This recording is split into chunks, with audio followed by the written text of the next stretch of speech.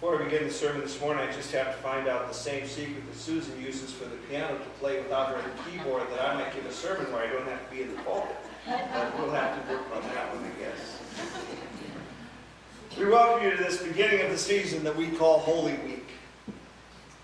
As you gathered from our lengthy set of announcements this morning, there are lots of things going on between now and next Sunday morning. Friends, as Christians, this is our time. We still share the season with the larger culture around us. There are still chocolate bunnies and colored eggs, but that culture has not quite overtaken Holy Week and Easter events like it has Christmas. This is the time that mainstream culture around us takes notice of Christians. There are specials on TV with a focus always on what happened to Jesus. There's even going to be a live production of Jesus Christ Superstar airing on Easter evening. And it all kicks off today. Christians are worshiping today with palm branches in their sanctuaries as we have this day. Children's choirs like the Christ Kids are singing Hosanna and processing down the aisle to kick off worship services. And sermons may focus on Jesus coming into Jerusalem as those same songs are being sung. Other sermons might turn the clock ahead just a little bit and take on the Last Supper or Jesus' arrest, his trial, and crucifixion.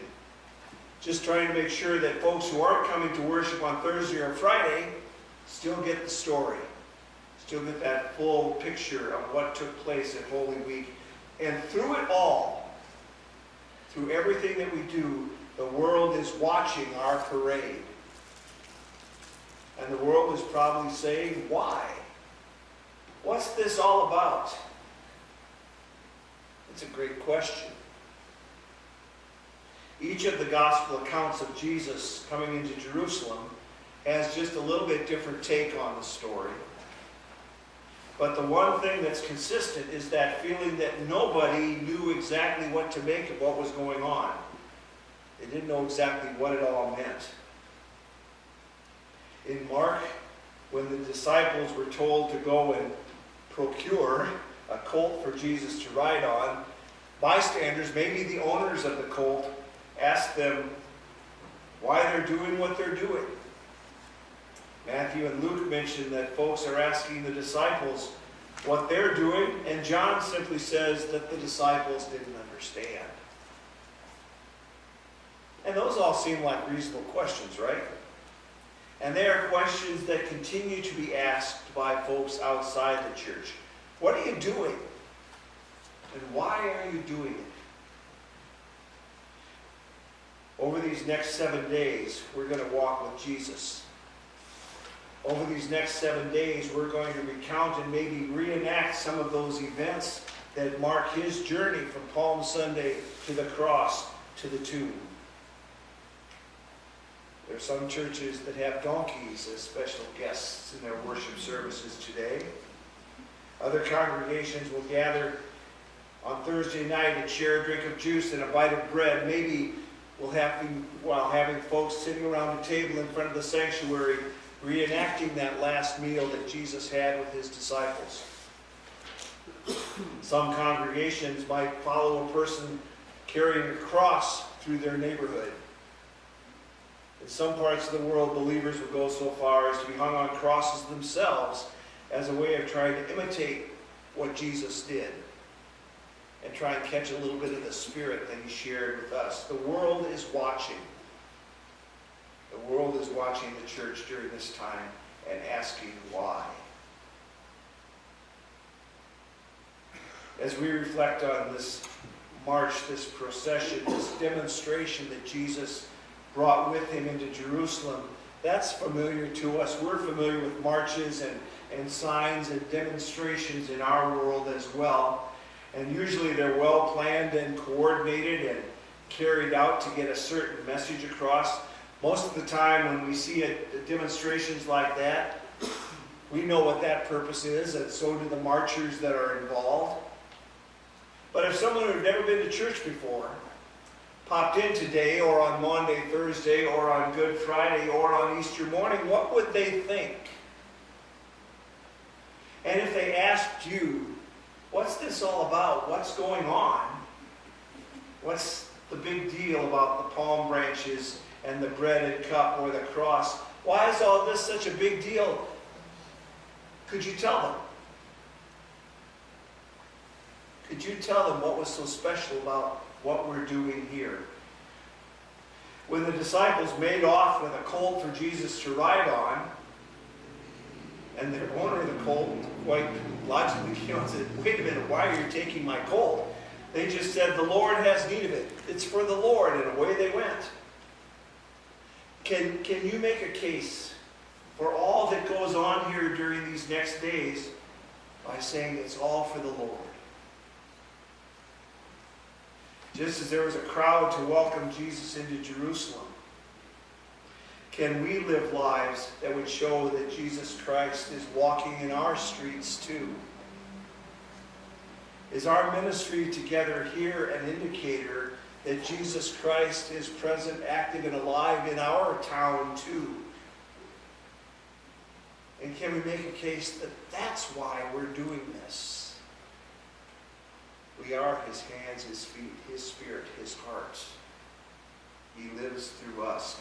When we sing Hosanna, when we wave palms, we are welcoming the Lord who is coming into our streets on the way to the cross. And we remember his promise that he's all about turning the world upside down, so we better not get too comfortable. And we're doing this because we want to follow Jesus and we want to be part of his new creation, this redeeming thing that God is doing through Jesus. There will continue to be marches and demonstrations that will catch the eye of the media in an effort to influence government policy. And the newscast will show the faces of people who are committed to a cause or an idea and who are willing to take the time to get out there and let their voices be heard.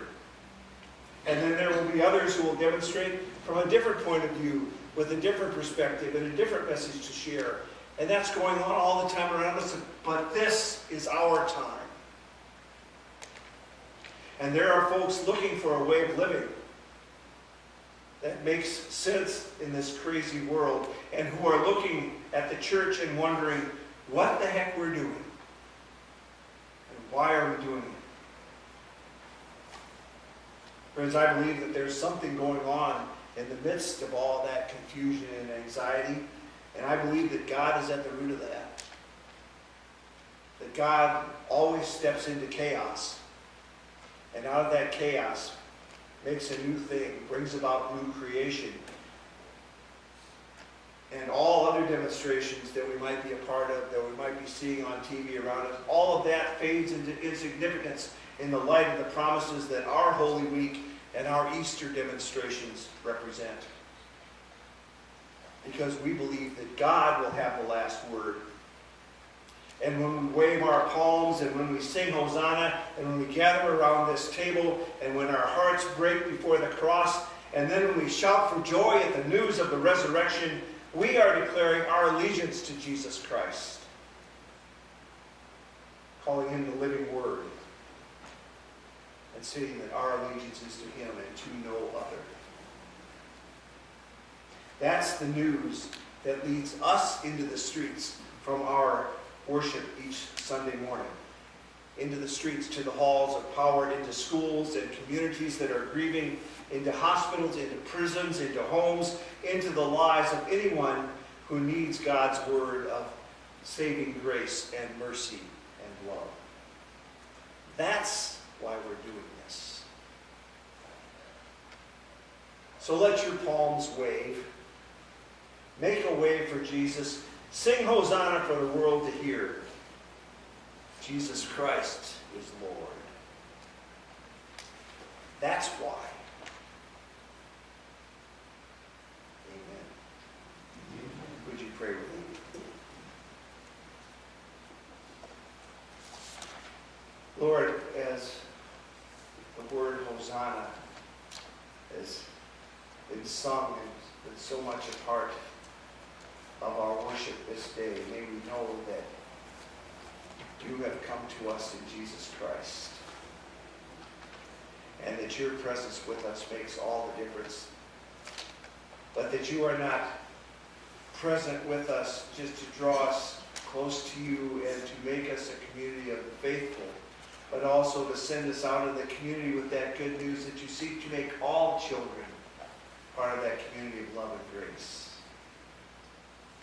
So send us out into the world with that same Hosanna on our lips, living, saying, singing that blessed is he who comes in the name of the Lord, and celebrate your presence with us and with the world in these days to come.